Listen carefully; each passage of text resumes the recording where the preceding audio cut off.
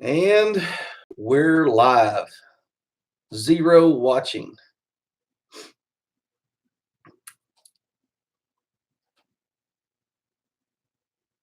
Okay. What I'll do, something may have went wrong there. I think what happened, there was enough, I don't know what happened. It rerouted me. Anyways, here's what I'll do. I'll start this live stream until some of you get on. I'll start this live stream by telling a story. I was thinking about it as I was driving from the house back over to the office. Um, I wanted to tell a story about when I was a kid in high school. We went fishing, and I'll just tell you, kids do stupid stuff, stupid things. And there were three of us, and I don't think I was old enough to drive. So, because I remember the other guy's parents dropped us off. So, anyways, we went out to the Greenwood City Lake, and we had a flat bottom boat, a battery, and a trolling motor. And when we went out there,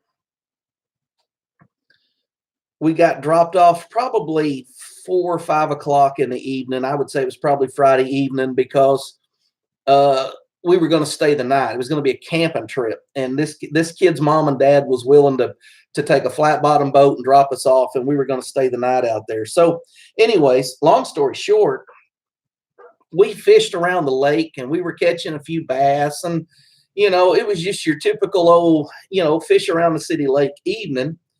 And we got to the place where we were going to camp, which was on the back side of the lake. And on the back side of the lake, there was kind of like some bluffs, and the water was deep, and you couldn't drive in. So it was a good, safe place to camp. Nobody was going to come mess with you.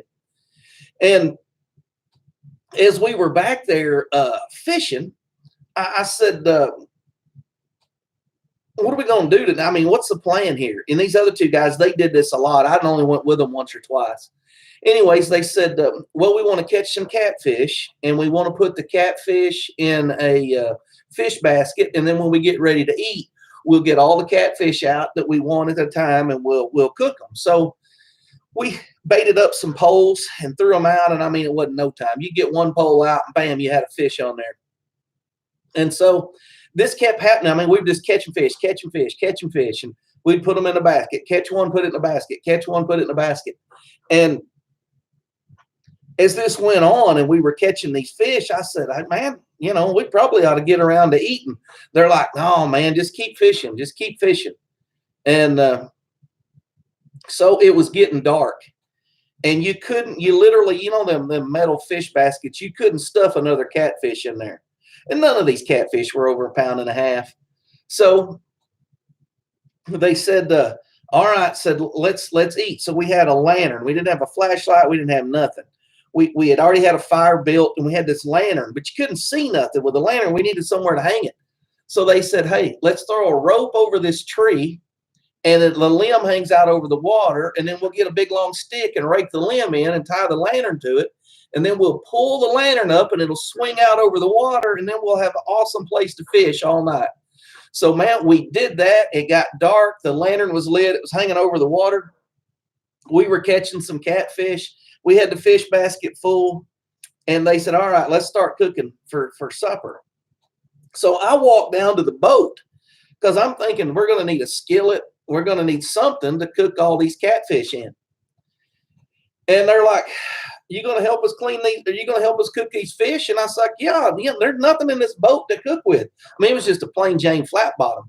And they're like, oh, no. We don't use a skillet to cook fish when we camp. I was like, okay.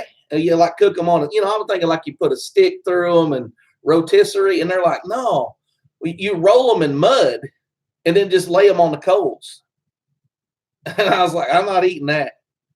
So they killed a couple of catfish. I mean, just your old pound and a half catfish. They killed them. They rolled them in mud on the edge of the water, and then they laid them just right on hot coals. They raked out coals, laid the fish right on it, and they just let them cook. And they let them cook until the fins burned off.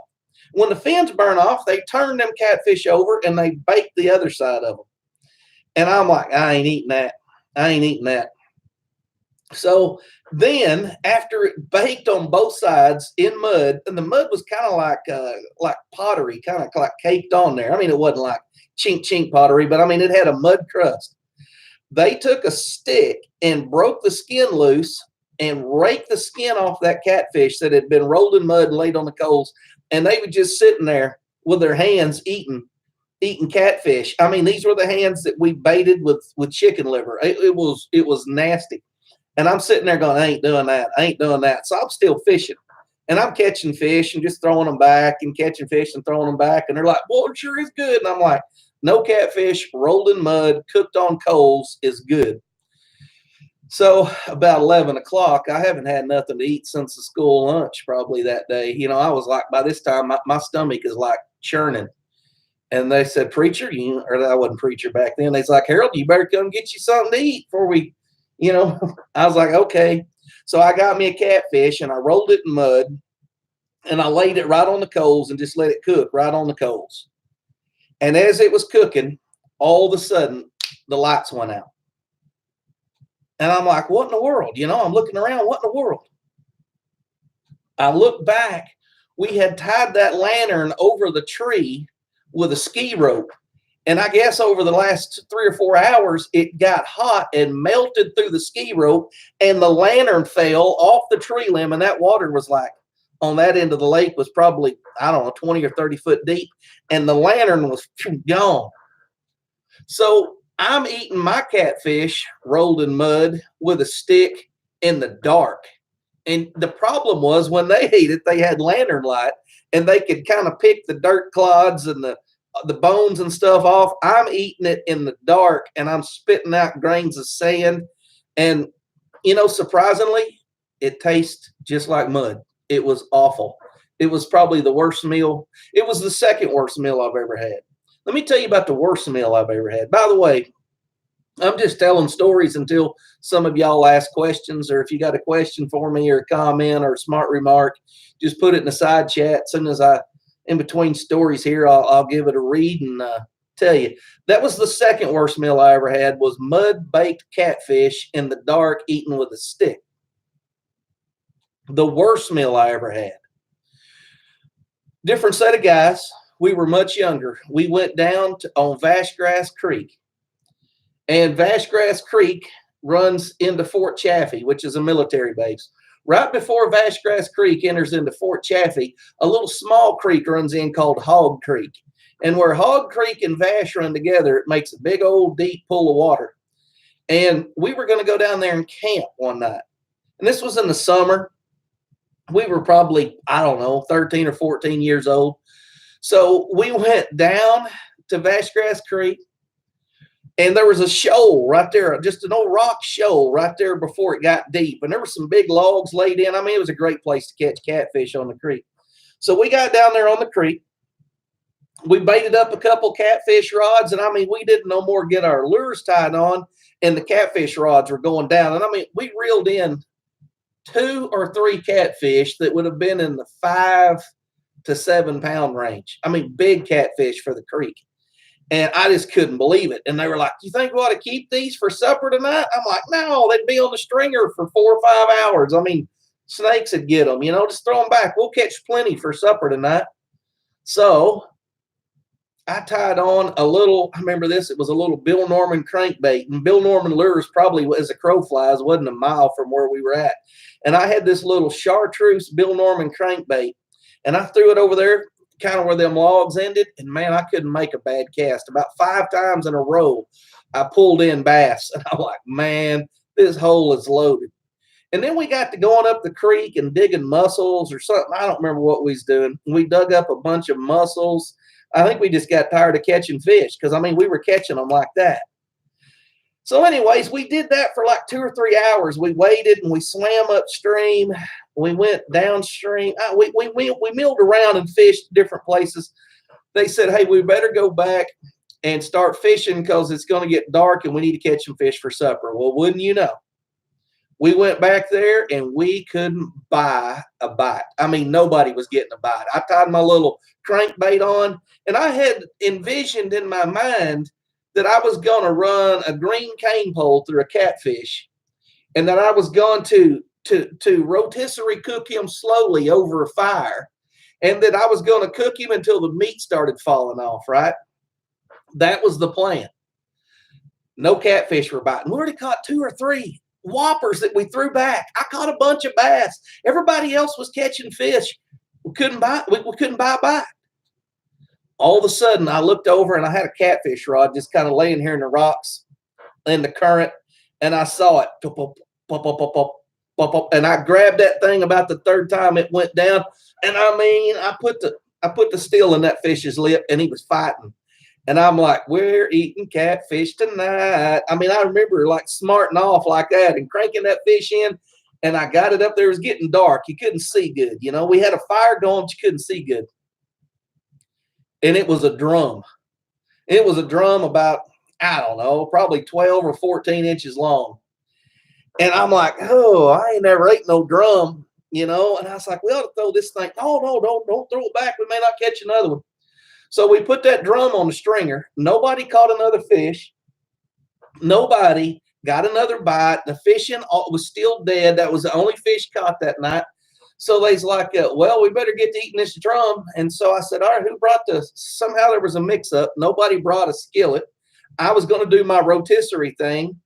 And I looked at the drum. And if you've ever seen a drum, they're all head and rib cage, and their back just kind of drops down to their tail, and there really ain't no meat there. I said, guys, there's not enough meat here to do a rotisserie. I mean, it's just this little.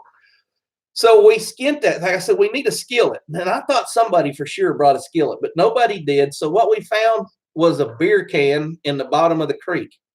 And we took a pocket knife and cut the top of the beer can off and rinsed all the mud out of the beer can. And we got fresh creek water that ran through about 10 miles of cow pasture.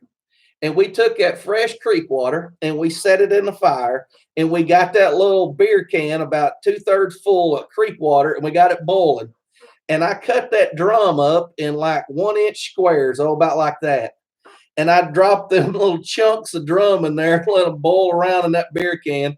And then we'd get 2 sticks and fish them out, and we'd all take turns eating boiled drum. That was almost as bad as mud-baked catfish. And anyways, I'm talking about worst meals I ever had in the woods.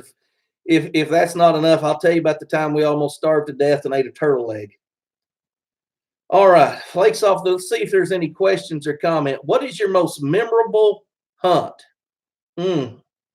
Charles Miller Jr., that is a really, really good question. What is your most memorable hunt? I think about some of the bigger bucks I've killed.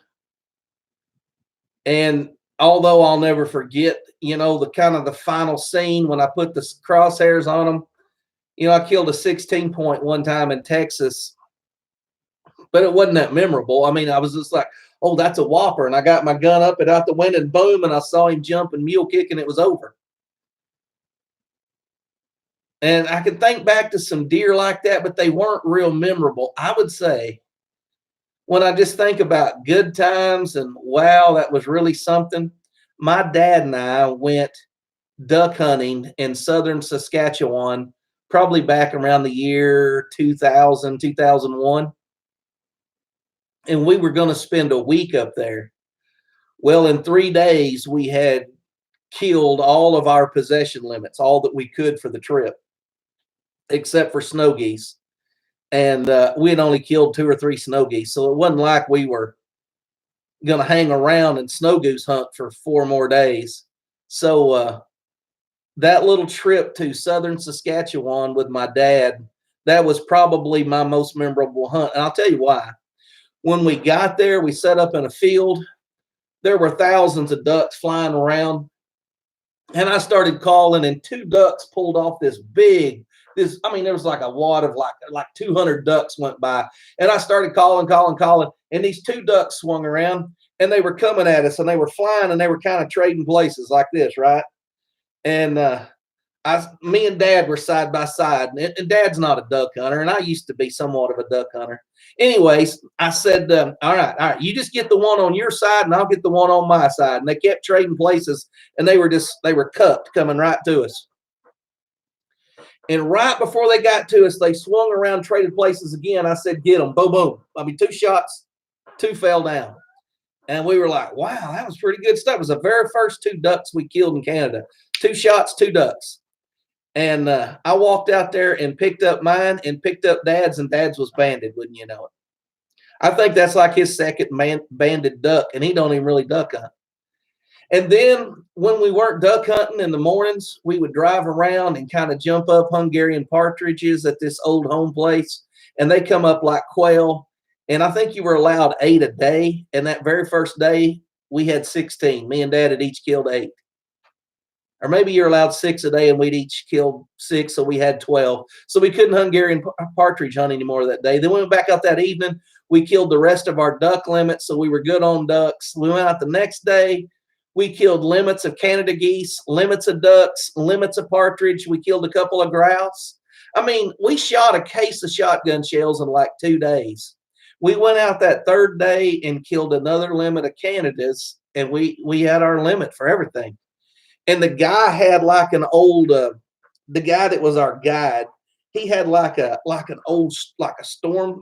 root cellar, and it had like railroad ties across the front. And all the clients he had would come back after their hunt, and he would hang the beaks of the bird on a nail. So you'd have all these ducks on this nail, and there's just an old log, and you'd have all these ducks there. That first day, he went over to the shed and got more nails and a hammer out. He was hammering. He goes, this was more ducks than we've ever killed before. And that second day, he had more. And so the last day, the picture that we had of me and Dad, there were so many birds in between us and piled on top of the log and hanging from the side. And me and Dad, like if you're looking at the screen, like I'm on this side of the screen, Dad's on this side of the screen, and we look about that tall because it's all birds in the middle. And that was probably my most memorable hunt, just because it was me and Dad, and I was young, and it was fun. That was the second time I ever went hunting out of the country. All right. Any other questions? I've told you my bad meal. Uncle Jim says, what is your favorite meal? For breakfast, my favorite meal is biscuits and gravy. I literally think I could eat biscuits. And when I say gravy, I mean sausage gravy. I don't mean the stuff you get in a package. I mean, it has to have little chunks of sausage in it. And I don't mean little chunks so little that you can't make out what they are, but I mean, it's got to have chunks where sausage has been scrambled fried, and then the gravy has been made. And it needs to be made by someone probably about 70 to 80 years old. 90 years old is even better, who's lived their entire life in the South making biscuits. That's the best breakfast you could ever have.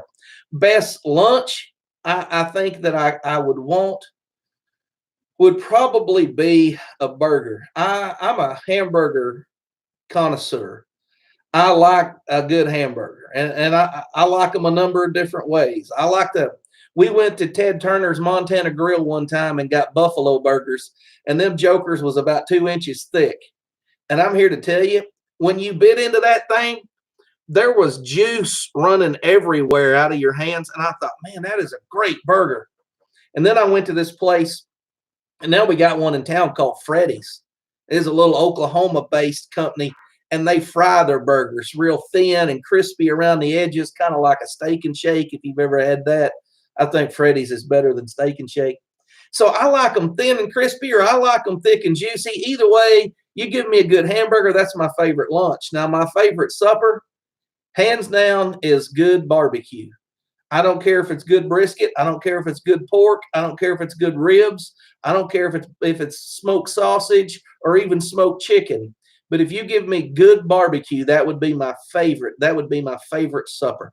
And, these are all interchangeable. I could eat the hamburgers for breakfast.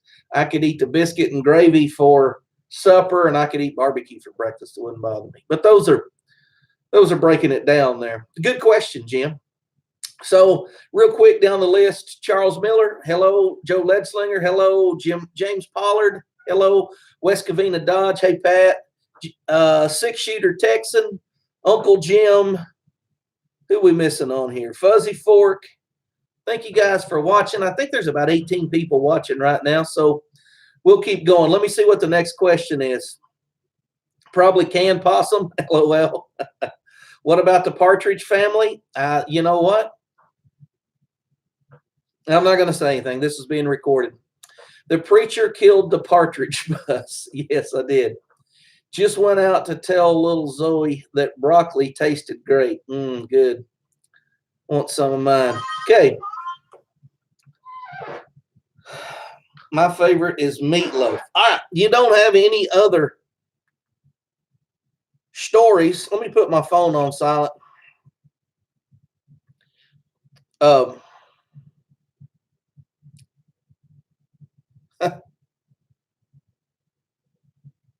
Somebody in the church has sent me a picture, looked like steak sauce or something. Speaking of steak sauce, so if there's no more questions to answer, what's your longest game shot? My longest game shot, man. I shot a deer one time at 400 yards, offhanded. I don't think I could pull that off again. But I was a lot better shot when I was younger, and I shot more often. But I was going to deer camp, and we used to deer hunt down south, or I did. My brother and my dad still go down there. We used to deer hunt in South Arkansas, and sometimes I go down there as their guest. But all the deer in South Arkansas are smaller than the deer up here in the river valley and the mountains where I live. So I was driving to deer camp. I worked night shift, and I worked this odd schedule where I worked half a week. I was off half a week. It was raining, and I was driving to deer camp, and I wasn't 5 miles from the house. And I looked over my shoulder, and there was like 9 deer running around in this field. And I had a doe tag for our area. So I just pulled over the side of the road, put my orange hat on, threw my orange vest over my body, grabbed my 30-06 out of the truck, and I walked down to this tree line, and I went around the tree line, and I was kind of sneaking and looking, and I was looking for something to rest my gun on, and I didn't have it. And when I got around to the tree line, there was a couple of little bucks, and I mean little, they were spikes. They are forked horns. Their horns were like this tall, and they were chasing these does around, and there was like 6 or 7 does, and they were all going like this. And I was trying to pick out the biggest doe in the bunch and make sure I didn't shoot one of the little spikes on accident. Finally, the biggest doe, and I mean, she was a whopper. She went out here to the side and spun around, and when she did, I guessed that's probably 400 yards. I knew at 400 yards I was 13 inches low. So I held my crosshairs, what I thought to be about 3 inches over her back, thinking it would drop 10 inches below her back, which would give me right in there about a heart shot, lower side. And I took a deep breath, and I held that gun, and I let those crosshairs just come level with her back. As soon as I brought it up a little bit, that thing went off. And when it did, she mule kicked and ran to the fence line. And I watched her, and she started crashing at the fence line. So I went down there in the rain. I grabbed a hold of her, rolled her over, gutted her, drug her back to the truck, loaded her in the truck, and took her to deer camp. When I got to deer camp, my doe was bigger than most of the bucks that were hanging in the cooler at deer camp. And so it was kind of funny. But years later, after I got a rangefinder, I went back out into that field, and I ranged from where I was standing to where that doe was, and it was like 403 or 4 yards. And sure enough, that was my longest shot ever on a deer. And I probably wouldn't take shots that long now. My longest shot on a coyote is really hard to say, because I'll throw lead at coyote 500 yards away, 600 yards away, and sometimes I hit them and kill them, sometimes I don't. And sometimes I cripple them, and I just keep shooting until they run out of sight or I run out of ammo. And I've rolled coyotes running over 400 yards. But if you're going to shoot a coyote at 400 yards, you need to be like 25 or 30 feet in front of that coyote if he's on a dead run. So, but on a game like coyotes, I'm not very ethical. I just want them dead. I don't care if they die slow. I don't care if they die quick. I don't care if they have to live their life with one leg. I've watched them eat calves right out of a cow's rear end. I mean, they are ruthless animals with no soul, and I'm glad to see them go. Okay. So I will take running long shots straight away. Just hope I hit them. Hope they get let in them. Hope they die on coyotes. So I've probably shot coyotes out to 500 yards and killed them, but I don't know for sure. So where were we at on these? What is your longest shot? What story did you stretch the furthest? I know fish stories, deer stories. Strench. Which one did I lie the most about? I don't know. I try not to lie in public. Good to see you, preacher. Smoked any coyotes lately? No, I haven't. I really haven't. And I'll tell you why. I haven't coyote hunted at all this year other than shooting them coming through the yard. And the main reason is, you know, if you've watched this, I've talked about this a couple times. My father-in-law passed away this past year. And he was a farmer, and most of the coyote hunting I did took place on his farm.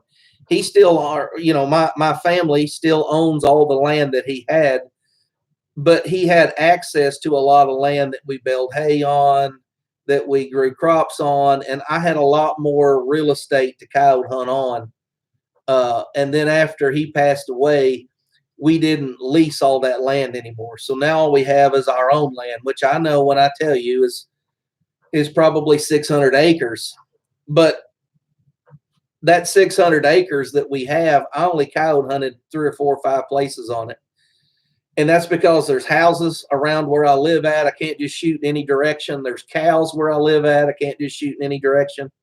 But where I used to do most of my coyote hunting was wide open bean fields. And you could do a lot more. I just had a lot more places to call and hunt from there. So good question. I got a big doe at 540 one time. Happened to be shooting the gun the week before where the doe was. That's pretty handy.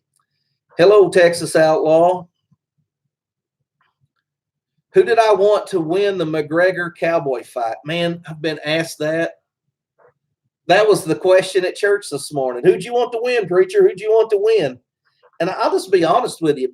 I like both of them guys for different reasons. And I would have been happy with either one of them winning. And I wanted Conor to make a comeback because Conor's good for the sport. I wanted Cowboy to win because, to be honest with you, Cowboy's never really won the big fight. Every time Cowboy's got a title fight, he's looked bad. And I was afraid that he wasn't going to live up to McGregor, and he didn't.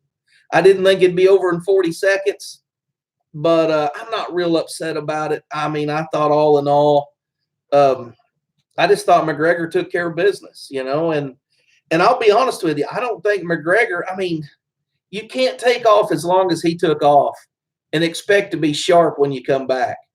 But I think if McGregor can get a couple more fights under his belt, he looked pretty good. I think he could really be tuned up and probably challenge. I don't know if he can take the 170-pound strap, but I think he can challenge for the 170-pound belt if you give him a couple more fights. Stay tuned up.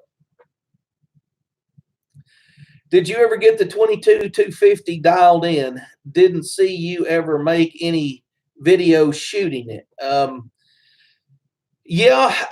reason you didn't see me shooting it a lot is right after I got it, Ozark Spirit and I did a big long round of coyote hunting. And this was last hunting season. So we're talking about last winter, about this time last year.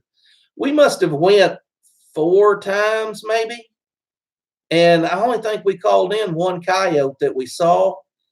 And Ozark got a shot at it. And I wasn't planning on doing any shooting. I really wanted Ozark to kill a coyote. So I never really shot the 22-250 much. And I carried it a few times this year. Just kind of peeling around and, you know, easing through the woods, thinking I might shoot a doe if I saw it, or I might, shoot a coyote if I saw it, just to kind of see what would happen. But I never saw a doe that I felt like shooting, and I never saw a coyote to throw lead at. So I really haven't shot the 22 250. But yes, it's dialed in. It's shooting good. It's not shooting as fast as I wanted to. I wanted to, max out. I wanted to get close to 4,000 feet per second and still be accurate. But the closer I got to 4,000 feet per second, the less and less accurate I was. So I end up just coming back to, like, I don't remember, 3,800 and something. But yeah, it shoots little tiny groups like that. Very, very good gun. I'm pleased with it. Feel the same way, preacher? Yeah, that was me, Uncle Jim. I like Connor, and I like Cowboy. Just didn't really have I wouldn't be hurt regardless of who won or lost. Troy Fairweather, preacher, anything you hope will be at SHOT Show if you follow that stuff? Guys, I don't follow SHOT Show, and I tell you why. Every time I've gone out and bought the newest, latest, greatest, it's let me down. Or I've had bugs to work out or kinks to work out. An example is the 350 Legend. When that came out, I was like, I ought to go get one of them. I ought to start loading for that. I was all fired up and excited. And then you got all the people like Tim Robinson. PC Bullet Empire's been doing 350 Legend videos, working out powders and bullets. And so I don't really look for latest, greatest, cutting edge. I look for more tried and true, old time. That's why people like 243. That's old. You should be shooting 6.5 Creedmoor. Well, probably so, but I'm not really into that. But here's one thing that I am seriously. I've been saving for this. I want a thermal scope to hunt at night with. That's what I want more than anything right now. And it's cost me a lot of good deals on guns. I started saving for a thermal scope in September, because in September, the Arkansas Game and Fish made it legal to shoot coyotes on private land at night. So I've got private land. I got a place to hunt, and I can shoot them at night. It's been legal to shoot hogs at night in Arkansas, but I don't have any hogs. So I didn't want to go spend, we're talking like a couple, $3,000 for a good thermal scope. I just didn't want to spend the money. Well, now that I can shoot coyotes, and I'm like, I've got a use for this. My Uncle Grady has one, and he used to have two, and I went with him hog hunting at night, and I'll be honest with you, blast. It was absolute blast. I think we killed 14. I don't remember. I'll be lying to you. It was over 10. It was double digits we killed that night. So I'm saving and saving. I've got a little Frady hole over here and a little tucked away here, and I got some in the bank, and I got some in here. And I think all in all, I'm getting close to $3,000. And I think it's going to cost me about $3,200 to $3,400 to get what I want, which is a Pulsar Thermion with recording capability. So if I get one that can record, I can turn out night coyote videos, and I can do that pretty easily, especially in the wintertime, because a lot of times I get home, it's dark. But if I can hunt after dark, I can come home, eat dinner, and say, honey, I'm going to go hunt till 10:30 and head down in the bottoms. And I'm just excited about it. I'm thrilled about it. So that's what I'm saving for. I hope at SHOT Show, some reputable company comes out with a cheaper version of an already proven thing. That's what I'm hoping for. Good question, Troy. Have you got your eyes on any new purchases? That's it, Corey. Georgia boy's here, fellow preacher. Good to see you. I prefer the old school rather than the latest, greatest. Yeah, I'm all for innovation. I just want somebody else to work the bugs out of it. The Night Stalker preacher. Hey, yeah, my biggest problem being that I'm fat, they see me coming. So at night, my size no longer matters. You have to the end of the month to buy the flare. They said they will not sell them to the public no more. Wow. I looked at some of those flares, but Pulsar is what I'm I've kind of got my heart set on. I've got one uncle that has that. I've got another uncle. He has Trigicon. Now his are great, but that's out of my league. Yeah, like I said, I've used them. I've shot animals with them. I've pig hunted with them a couple times. It is definitely the way to go. The only new gun I've looked at lately is the Henry Axe Handle 410 Mare's Leg. Yeah, that would be fun. Well, guys, there's 28 of you here. No more questions. If you haven't, I'm going to tell you I picked the winners for the survival food giveaway and the survival care packet giveaway and all that. So if you haven't watched it, just consider this your public service announcement. That video went up this morning. You can see my process for picking 4 winners to win 4 prizes. And those guys have until next Sunday to email me their address so that they get their prizes.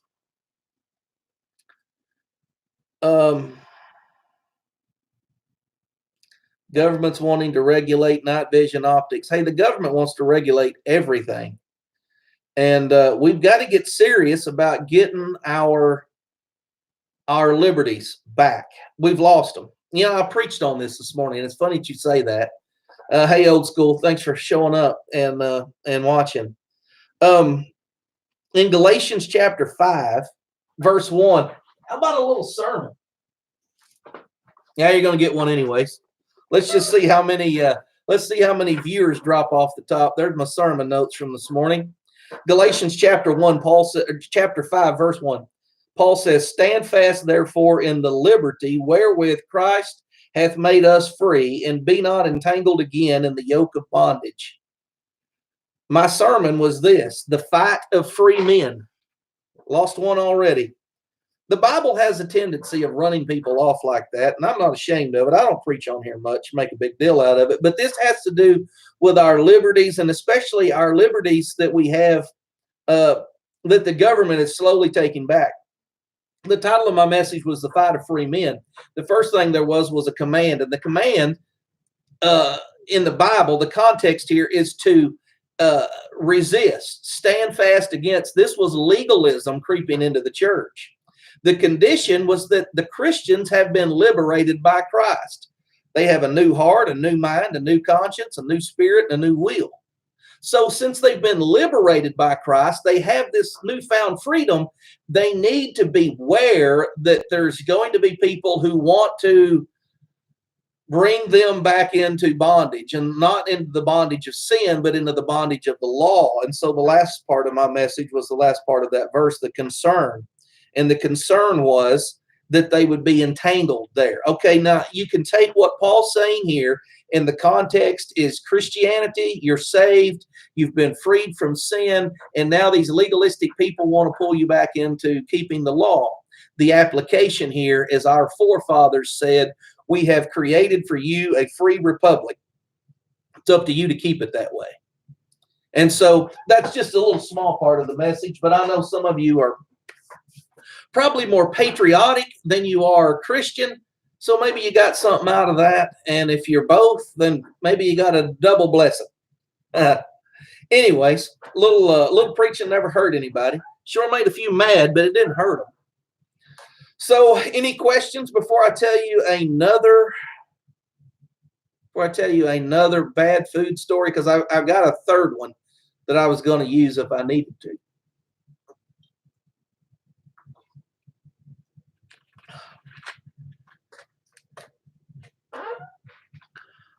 All right, let's see here.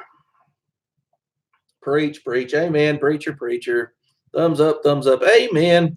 Yeah, the choir's always supporting you.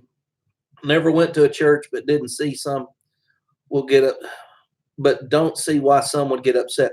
Hey, look, if you tell people what they want to hear, they're not going to get upset. But if you tell them what the Bible says, they're going to get furious, because the Bible tells you you're a bad person.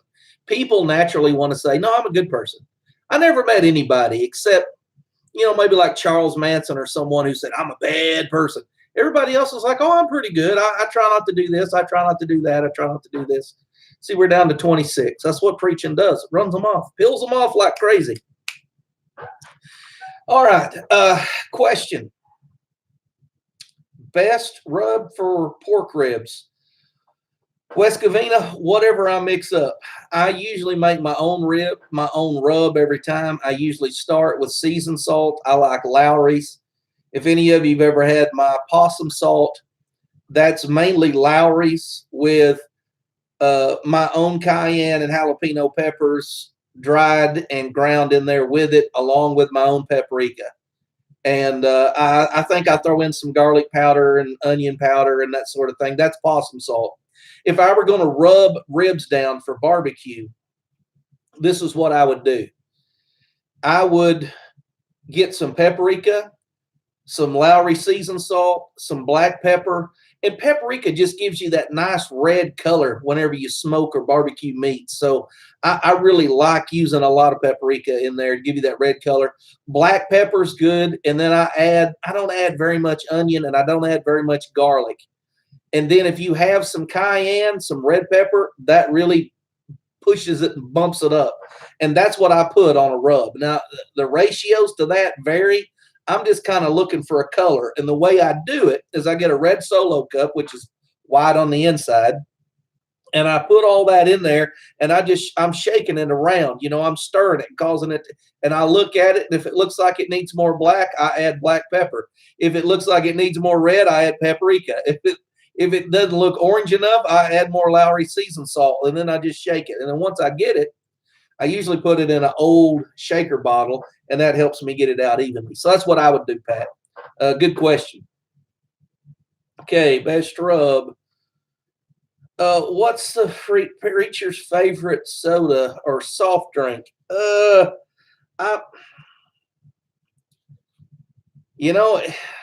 hard to say. I'll tell you what I do like. Out in North Carolina, they have a drink called Cheerwine. It's kind of like a cherry flavored cola.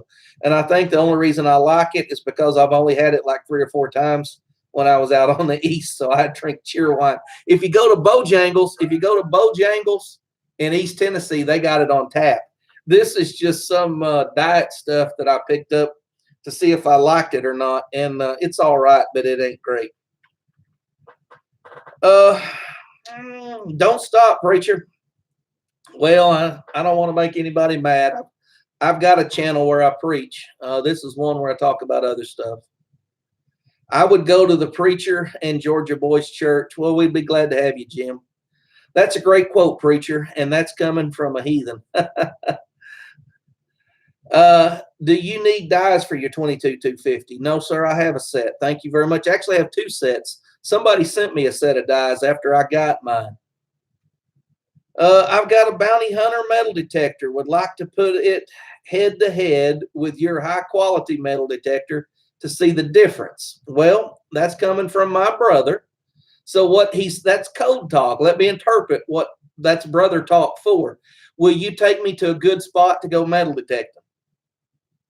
Because he knows that my White's metal detector is way better than a Bounty Hunter. So he just wants me to take him. Yeah, Brian, I'll take you. Just figure out whenever you're off and we'll go. He shouldn't. Yeah, Kentucky guy, it was you. I couldn't remember. I didn't want to say the wrong name. Yeah, I've got yours. What's your favorite meat to cook?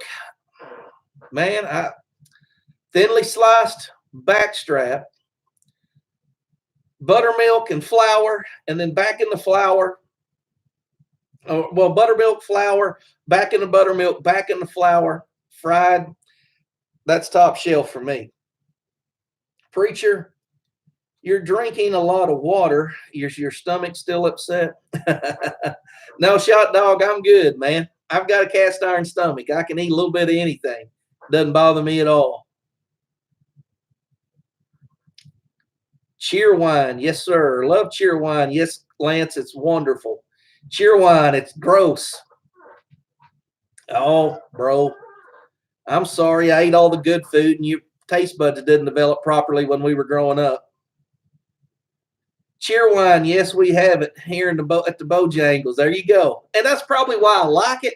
Anything you can't have very often, that's what you like. My favorite drink, though, if it was just And I mainly drink water. When I go out to eat, I mainly drink water, and I'll tell you why, because I'm a tightwad, and I don't want to pay $2.79 for 16 ounces of pop that I may or may not finish.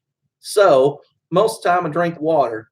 I get up every morning, I drink coffee, and if I was going to say I had a favorite drink, it would be iced unsweet tea with one packet of Sweet and Low in it and lots of lemon juice. That right there, top shelf. That's my thing. Need some Kentucky made ale number 8 to try. That's my favorite soda. That sounds good. I'll try it. Killed a lot of deer with a 22 250. I hear people saying that. It just seems like an awful small bullet to try to put down something that big. Hi, Vanessa. Good to have you. Preacher, pizza boxes do make the best targets. Yeah, thanks for watching, William. They do. I actually have about 4 of them in my truck from a function here at the church. They're nice and white, just like the ones I was shooting the other day. I think I did a video one time called The Preacher's Target System, where I was shooting at 300 yards and shooting pizza boxes down in the bottoms. Okay, local butcher told me last week that he can get me a trimmed up brisket for $3 a pound. See, I've never cooked brisket because I just ain't got enough confidence to drop 60 bucks and it not turn out good. What's your thoughts on Virginia tomorrow, Preacher? Old school, that's really a topic I wanted to talk about.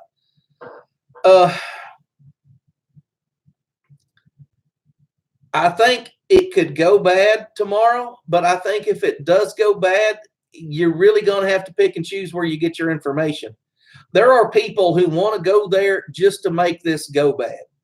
And I don't think it's your honest gun owner. I don't think it's a guy like me or you or really anybody in this chat. I think what you're going to see are instigators.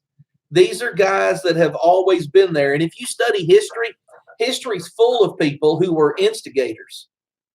I mean, you go all the way back. I don't want to get real preachy with you, but it was Judas Iscariot that instigated the capture of Jesus Christ. Go back to the Revolutionary War, and we have the Boston Massacre. The Boston Massacre was really a bunch of people throwing rocks and snowballs at soldiers until somebody fired a shot. And it took the death of, I think, 4 or 5 people. One died like 9 days after, but they wanted that shooting to ignite the base and get the patriot cause up and increase hatred for the British troops. And my fear about Virginia tomorrow is somebody's going to show up and try to get some shots off, and then all the gun owners are going to get blamed for it, and the news media will have the ammunition they need, so to speak, to go and run with it, and they'll spin that as gun owners are trying to start a revolution, and we'll all be looked at as bad guys. That's my fear, and that's why I don't go to these big protests. I don't go to them because I don't think that's how you solve problems. I'm never going to march on Washington. I'm never going to march at the state capitol in Little Rock. You don't solve problems by showing up and shouting about it on the courthouse lawn. You solve problems in the voting box. And if you'll go in the voting box and everybody will go in there and vote like they're supposed to vote, we won't have these problems.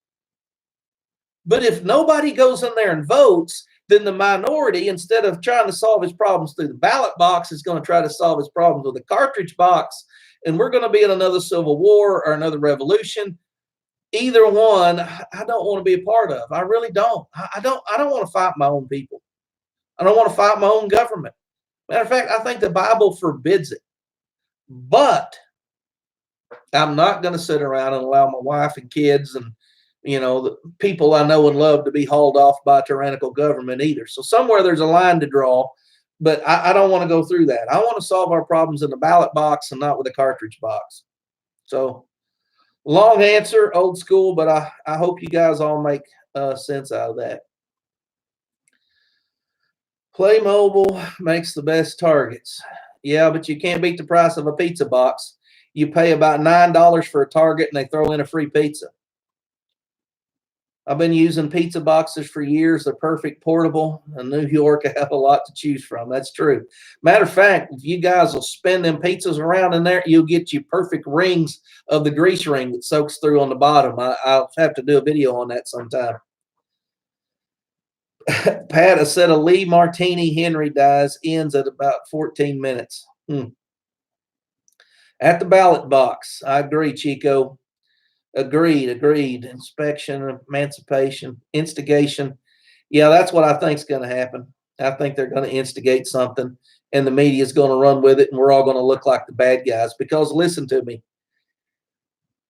the media controls the thoughts of people because they have the ability to just flood them with information, and they can spin it however they want. In Boston, the pro-patriot newspapers spun everything to stir up anti-British sentiment.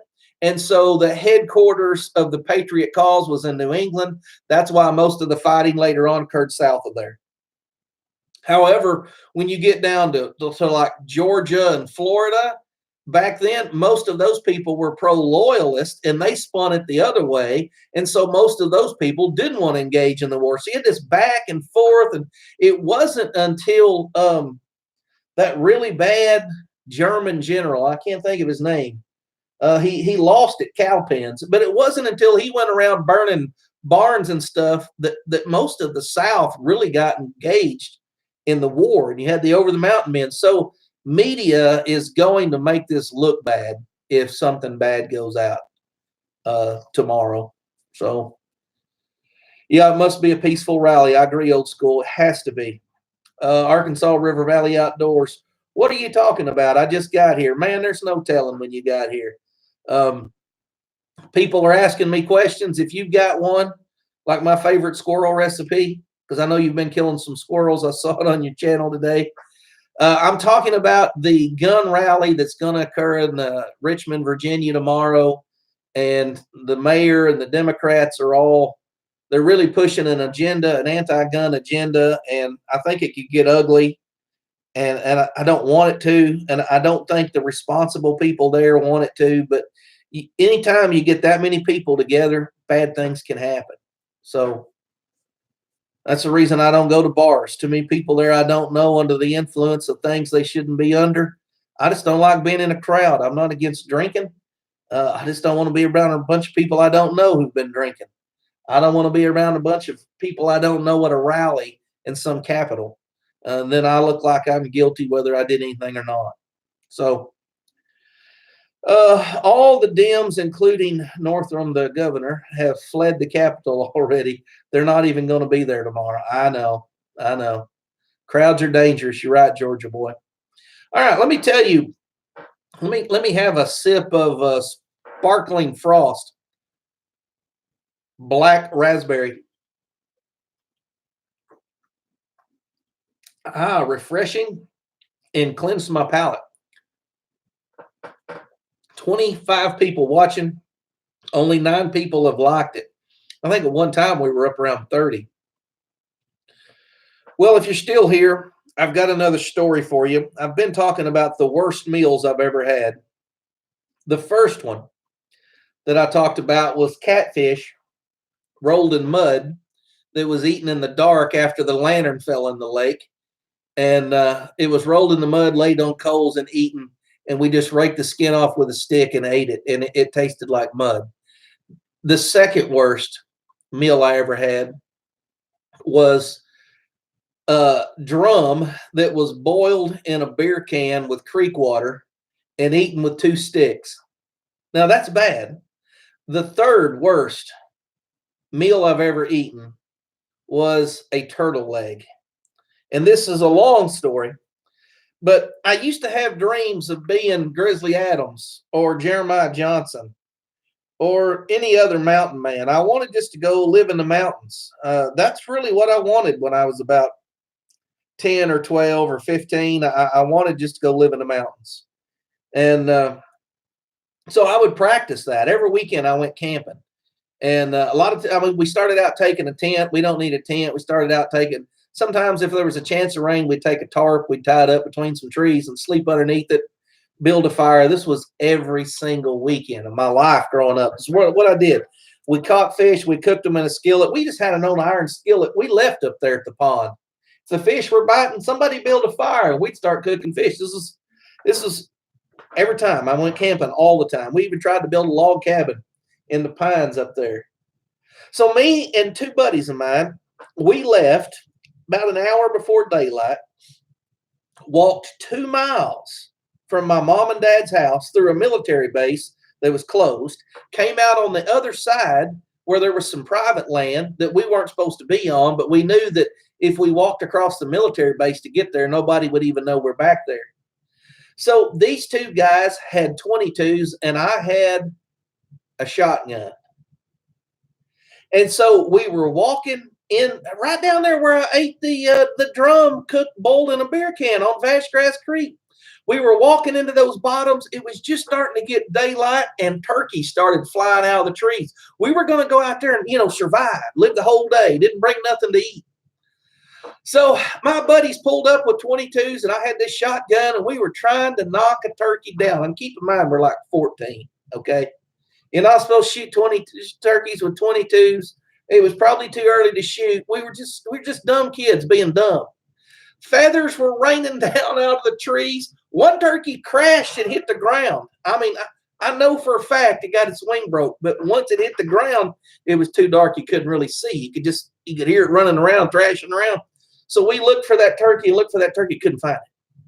I was like, don't worry, boys, it's early. We'll get something else to eat. So we walked down to the creek. We went about a quarter mile down the creek, heard wood ducks. So we come up over the bank, boom, boom, boom. And I had the shotgun. I knocked a wood duck down on the other side. I was like, hey, we got duck to eat, We couldn't figure out how to get across the creek. And so we walked up and down the creek for probably an hour and then we found a spot where we could wade across. And so we waded across and didn't get our feet wet, got on the other side, walked back down, and that duck had fell in a cane thicket and we couldn't find it. So we're tromping all around in this cane thicket. Oh, don't worry. It's early in the morning. We walked out on the edge of this field and running toward us was probably one of the biggest bucks I have ever seen in my life. I've killed one bigger than this, but I would say in this part of Arkansas, it was the biggest buck I've ever seen in my life, hands down. I know that because a guy killed it that year, and I know how big it is. But this great big giant buck and 3 more of them are running across this pasture to us. And they're like 800 yards away, like a half a mile away. They're running. And I mean, I can just see coming way off, see this big old rack and all these smaller bucks behind it. And they're running right to us. And I was like, boys, they're coming right at us. We're fixing to kill us a deer, build us a fire. We're going to sit right here like Robert Redford and Josie, not Josie Wells. I can't think of what it's called. Crow Killer. We're going to sit right here and eat us a deer on the campfire. Them deer were not halfway across that field, probably 400 yards. And the 2 guys that were with me, they both had 22s, mind you. These deer needed to be in about 25, 30 yards from us before any shooting took place. They were at about 400 or 500 yards, and I hear, "Pow!" And I said, hey, what are you doing? And all the deer stopped in the middle of the field and started looking around. I'm like, no, let them get close. Well, they didn't know where a 22 shot came from 400 yards away. They were kind of looking around. Well, then they started trotting again, and they were still running right to us. I'm like, just wait. They're coming right to us. Don't move. The sun's in the deer's eyes. We're in the shadow of the woods. I'm like, they're going to run. They're going to get real close. At about 200 yards, they start shooting the 22s. We didn't hit no deer. All them deer turned, scattered, went up here. So we hunted the rest of the day. We didn't see nothing else. We didn't kill nothing else. We went back and looked for the wood duck again. We still couldn't find it. It's 3 o'clock. We haven't eaten since supper the day before. We was hungry. We was trying to remember exactly where we crossed the creek because it was like this far from the top of our boots, and that was the most shallow place there was. So we got down there, we crossed the creek, and there was kind of like a little draw that went up from there. And I said, let's just go up this draw. We'll follow this draw around, and then we'll pop out in the woods. I mean, our stomachs were all growling. We had probably walked 5 miles. We're walking up this little gully, and the guy in front, he said, hey, there's a big old snapping turtle. And, man, we pounced on that thing as if it was a T-bone steak. I said, somebody get up there and get a fire going. We clubbed that old turtle, beat his head in. We climbed up that bank, had a fire going. We started skinning out them back legs, cutting around that shell, pulling the meat out. We'd never skinned a turtle before. We skinned out 2 turtle legs and shish kebabbed them over some green cane poles. And we'd sit there and well, we didn't have a crank on it, but we'd sit there and twirl it over a campfire. And I had brought one of them MRE, I don't know, the seasoning kit. It had like toilet paper, salt, pepper, and the little tiny Tabasco sauce. I had stuck that in my cargo pocket in my pants. So we cooked them till the cane poles about burn off, and then we took a bite and blood just run out. Now they need to cook longer. So we got new cane poles, and we kept cooking them, and we salt and peppered them 2 turtle legs, and we ate them. And we was glad to eat them, and we were hungry. And at least our stomachs had something in there so they wasn't rubbing against themselves. But that was still the nastiest meal, I think, 3rd nastiest meal I've ever eaten. So, yeah. Yep. And that kind of taught me, hey, look, you don't go out in the woods just shooting your guns off in the air, killing whatever you can. Be smart about it. Go out, kill what you need in season, put it in the freezer, and then eat it whenever you want. That's the moral of the story. All right, let's get caught up here on the side chat. I love eating turtle. I've never had it other than that, and nothing there made me want to try it again. I've never had turtle. I've eaten lots of critters. Now, I've eaten just about everything that you could possibly eat. Bro, got to get back to work. We'll miss you. Jeremiah Johnson. That's who I was trying to think of. That's what I originally said. I just lost his name there. Actually, if you've seen the movie, Jeremiah Johnson, what you really ought to go do is get the book. The book is called Crow Killer. And it is Jeremiah Johnson's own original story. And Jeremiah Johnson lived to be an old man. And since he fought in the Civil War, he actually lived in a veterans home, kind of an old folks home in California. And that's where he died. And he was an old man there in California. And they went out there and interviewed him several times. You know, people knew who he was and would go and talk to him. And so he was able to kind of tell a lot of these stories. Now, some of them he was probably lying about, you know, or whatever, but he did give an account. And in that book, Liver Eating Johnson, the Crow Killer, man, it's really fascinating. A lot of the stuff that went on. And, you know, he fought in the Civil War, but they kicked him out because at night he would go out on the battlefield and take scalps. And they're like, no, we don't fight that way. So they made him go back out west. He was kind of a nut. And I like the bald guy. Yeah, bring a shovel because they buried me. I got a horse underneath me. Remember that? I can't remember that guy's name either. Seems, I don't know. I'll sit here and fumble around with the names.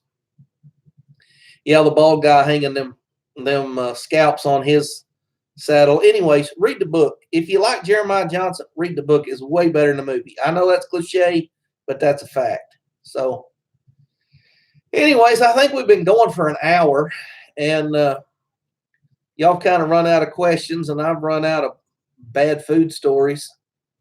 If bull drum and mud rolled catfish and turtle leg over an open fire didn't get you, I don't really know what else I've got. So if you guys don't have any questions or comments, I'll make this my last warning.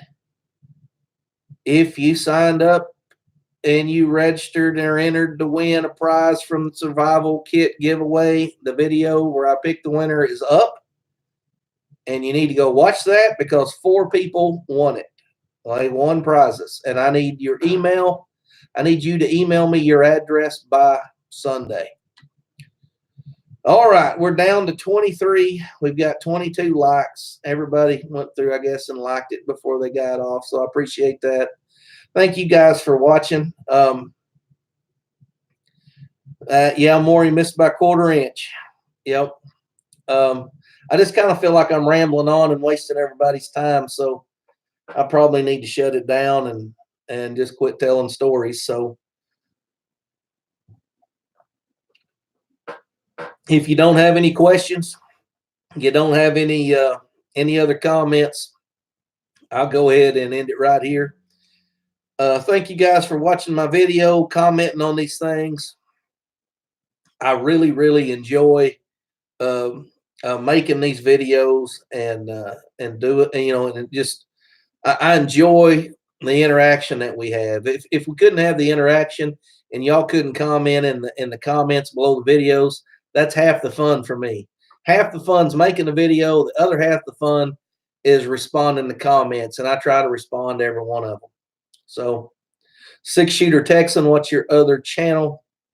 I'm the pastor at Lee Creek Baptist Church in Van Buren. So I think our YouTube channel is Lee Creek Baptist, and I haven't put any sermon videos up in quite a while, but the audio of all of my message goes on Sermon Audio.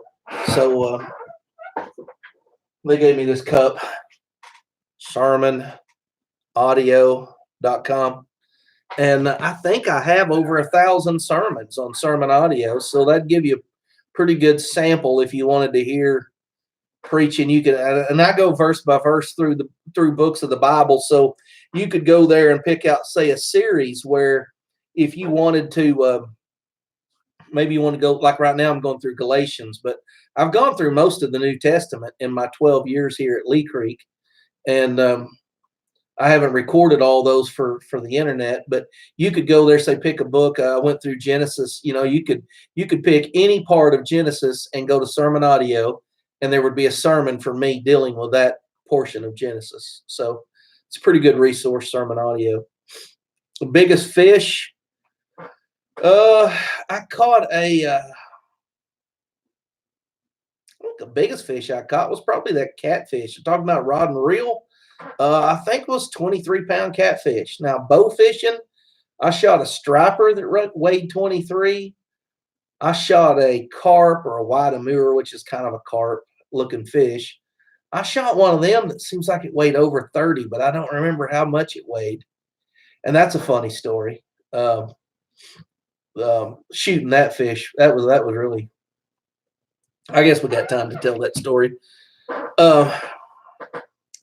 Thanks for taking my mind off the Green Bay game. West Covina, that's exactly what happened. I haven't watched any NFL really all year. I can't really tell you any game that I've really taken interest in, and but I've never cared for San Fran, just never.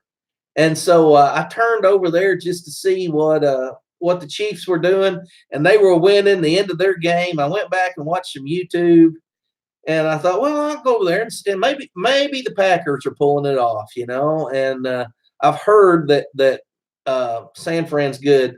And I looked over there and it was like 7-0. I was like, oh, good night. And I watched a couple possessions of Green Bay and it was like 3 and out. I said, you know what? I could drive back to the office and do a live tonight. And so that's what I did. That's exactly why I'm here, West Covina, getting your mind off the Green Bay game. Biggest fish, though, let's see. Is there any other questions? We might wrap it up with this. Try sturgeon. No, we don't have any sturgeon here. We're too far south. Enjoy this channel. Thanks, John Rice. Appreciate it. Shot Dog. We need some fish recipes. Verse by verse is the best way. I agree, John Rice. I think it is. It doesn't let me pick the sermons. The Bible picks the messages. I'm just going in order. And it keeps me from getting up preaching on my pet topics over and over and over. So I like going verse by verse. Okay, let me tell you the story about this white amur. All right, and then if y'all ain't got any more questions when I get done, we'll end it there. So I got a good buddy of mine. He's the best man at my wedding. He said, we ought to go over to Lake Eufaula, which is not far from us, over in Oklahoma. We ought to go over there and fish a little bit, take our bows, and maybe try to shoot these fish called a white amur. A white amur is a big old long fish. I mean, they get up to about 40 pounds. I think 40 is about the biggest we ever got. And he said, you get over there, and he said when it's early in the year, they get up in the very back end of these coves. And so he said, bring your bow and bring some fishing stuff. So he had a boat. So I throw him a couple of poles and tackle box in there and my bow fishing rig. And so I'm in the back of the boat, and he's running the trolling motor, and I've caught a few crappie, and he's caught a few, and we're just kind of piddling around. And he goes, hey, he's kind of like, hey, he's on the front of the boat. He goes, get your bow and sneak up here and get up in the front. He said, there's a giant one right in front of me. And I'm like, man, you're in a flat bottom boat. By the time I step down, pick up my bow, try to tiptoe up in a boat without, hitting the floor and spooking the fish, I'm like, Ryan, you just go ahead and shoot the fish. You're up front and your bow's laying right there on the deck by you. He's like, I want you to get one. You never got one. I said, no, I'll get another one next time. Go ahead. So I had picked up my bow, and then I kind of realized all this. There ain't no getting me up there. So I'm holding my bow, and he's like, are you sure? I said, man, shoot it. We'll see another one. Let me shoot. So he draws back, and I can't see the fish. He's in the front of the boat. I'm standing in the back of the boat, and the little back thing we're going, it gets real narrow. So he draws back, and he shoots at this fish, which ain't far in front of the boat, and he misses. And the fish darts and goes down in between the bank and the boat. Like the boat's here, the bank's here. The fish is coming like this. I can't see the fish, but I can see a ripple about this high. He's under the surface. He's just boiling. You ever seen like in Jaws, where Jaws is like charging up to the boat? That's literally what this looked like, except on a smaller scale. So there's this big old wake coming right to me. I draw my bow back. When it goes by, I just jumped out in front of it and let the arrow go. I didn't expect to hit it, but you throw a Hail Mary at the end of the game. So I just let it go. And all of a sudden my line goes zipping out there the direction it's going. I'm like, hey, I got it. And that's exactly what I did. I turned around to him and I said, hey, I got it. And about that time, we're talking about a 30-something pound fish going full speed. When that line ran to the end of the jug and I wasn't ready for it, it yanked my hand like this. And I lost my footing, and I was falling out the back of the boat. And I caught a hold of the outboard motor right here, and I had my arm all stuck out like that, and that fish was pulling. And I almost fell out of the back of the boat. Once I got my composure, I got stood up, and I started cranking that sucker back in. And it was like 30, I don't remember, 34. Somewhere I got a picture of me holding it on scales, and I'm holding it up like this, and you can kind of see the picture. And later that day, Ryan shot one that was even bigger than mine. It was closer to 40. But that's probably by far the biggest fish I've ever messed with. Of course, I never fished on the ocean or anything like that. So anyways, we've been on here an hour and 13 minutes. Have you ever shot those before you yard them on deck? They can weigh up to 600 pounds. Halibut? Yeah. My dad caught halibut in Alaska when he was hunting, but I've never fished for them. And yeah, they do get giant, especially in the Northwest. All right, let's wrap this thing up. Every time we get down to 20 people or so, I say we need to wrap it up, and then we get another question, and I tell another story, and it's really time. I need to head home.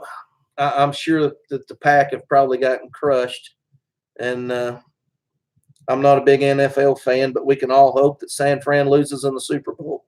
So anyways, like I was saying earlier, appreciate you guys. Thanks for watching. But not just watching. Thanks for commenting. I enjoy visiting and the back and forth. I enjoy these live chats where you get to ask questions, and I enjoy kind of getting to know you guys. And one of the things about me is when I travel around the country, I try to meet up with YouTubers if I can. And last spring, I came through Georgia, and I stopped and visited with Georgia Boy. Really had a good time visiting with him, and he bought my lunch, and we had a good time together. And if I'm ever in your neck of the woods and I know about where you're at, I will by all means look you up and buy your lunch. So really enjoy you guys. Enjoy getting to know y'all. Thank y'all for watching. We're going to end this live stream right here. Story time on a Sunday night. If I do a live stream, I have to do it at the church because the internet at my house is way, way, way, way too slow. So from time to time, maybe on Wednesday nights after church, or maybe on Sunday evenings if I have time, I'll come back down here, and maybe once a month we'll have a live stream, and we can have more interaction like this. So thanks for watching. We'll see you on the next video.